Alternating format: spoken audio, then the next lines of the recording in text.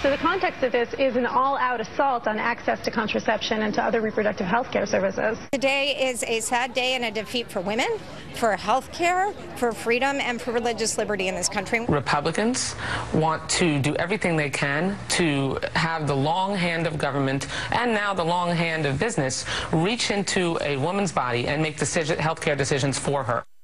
Oh, that sounds painful.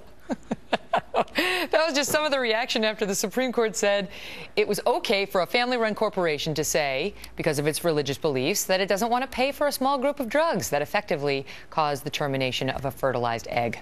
The faith community called it a First Amendment victory. Democrats went right to the war on women claim, and that is where Carly Fiorina comes in. Watch.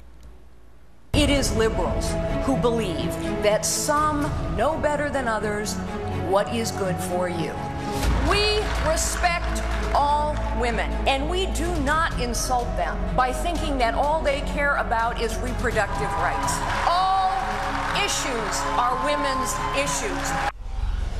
Carly Fiorina, chairman of Unlocking Potential Project and former chairman and CEO of Hewlett-Packard, joins me now. Carly, great to see you. Nice to be with you, Kelly. Thanks for having me. Here we go again. Here we go again. Wow. I mean, I found that reaction just stunning. First of all, it's a wonderful day for religious liberty in this country. How sad it was only 5-4, a little scary.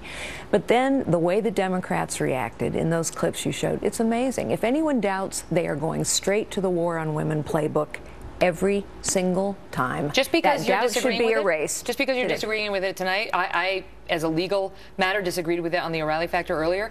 They'll say we're part of it. You can be part of the war on women even if you are a woman. It's all about ostracization. Well, yes, and that is why we have to combat this with the facts, which is part of what Unlocking Potential is all about. Women are half of this great nation. We are 53% of the voters. Point one, we're not single-issue voters. We care about every issue. Every issue is a woman's issue. We balance the checkbooks. We make the health care decisions. We make the education decisions. We worry about our own jobs, our husband's jobs, our children's jobs. You mean not just our ovaries? It's not all about our ovaries? I know, it's not all about our ovaries. And by the way, we don't have an orthodoxy that we all agree on everything. But beyond that, we have to combat this with facts, because the facts are always on our side.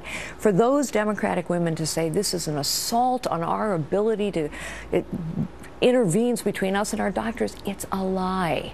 Why can't they just be honest? Why can't they just be honest and say, look, this is why it's bad, because a lot of women rely on, for example, the IUD, and now they won't be able to get coverage of that if they can't afford it out of pocket. Then we could have an honest debate about it, Carly. At least we could have an honest debate. They set up straw men that try to demonize half the country and divide women. That's right. And that shuts down effective debate. That's right. This is propaganda. This is not political debate. Political debate should be based on mutual respect and facts. So what's your group going to do? Well, what we're going to do is, first of all, we know that ground games are exceptionally important.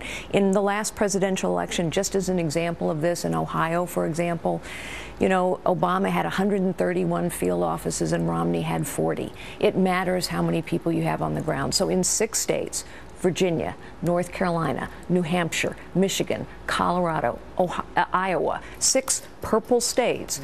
We're going to be training women, galvanizing them, getting them out into the communities in which they live and work, to talk to Republican-leaning and independent women and say, let us understand why conservative principles are better for everyone, including women. If you just because hear the Republicans are against contraception over and over again, you are misled, and it's a dangerous misleading. But what we do know, for example, is conservative processes and principles lift people out of poverty. The group is called Unlocking Potential. Carly Fiorina, great to see you. Thank you for having me. We'll be right back.